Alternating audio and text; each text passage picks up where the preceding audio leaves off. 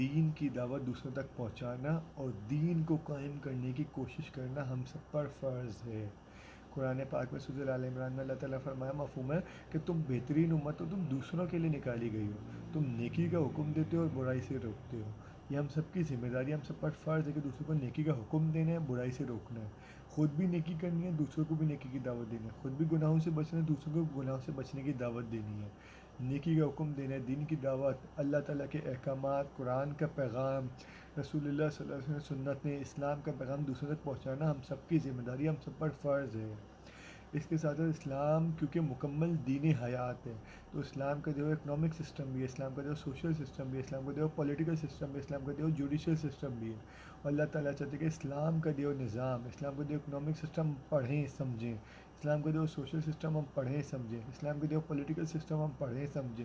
اسلام کا جو judicial system پڑھیں اور سمجھیں، اور اسلام کا جو نظام، اسلام کا جو economic system, social system, political system, judicial system ہم پہلے اپنے ملک میں جہاں ہم رہتے ہیں وہاں قائم اور نافذ کرنے کی کوشش کریں۔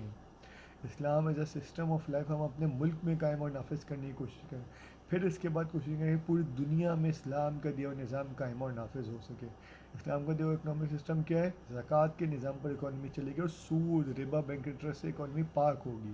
اسلام کا جو سوشل سسٹم کا پردے کا نظام، ایمانداری سے بزنس کرنا، کسی کو تکلیف نہیں پہنچانی، کسی کا حق نہیں مارنا۔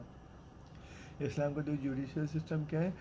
جہاں خلیفہ وقت بھی عدالت کے سامنے جواب دہ ہوگا اور عام فرد کو بھی انصاف مل سکے گا، آج کل کی طرح نہیں کہ عدالت میں 10-15 سال تک کیسز لٹکتے رہے۔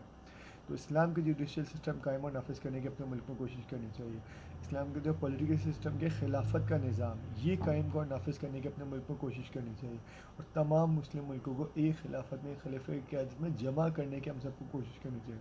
شیعہ، سنی، دیوبندی، بریلوی، فساد بلا کر تمام مسلمانوں کو متحد کرنے کی ہمیں کوشش کرنی ہوگی۔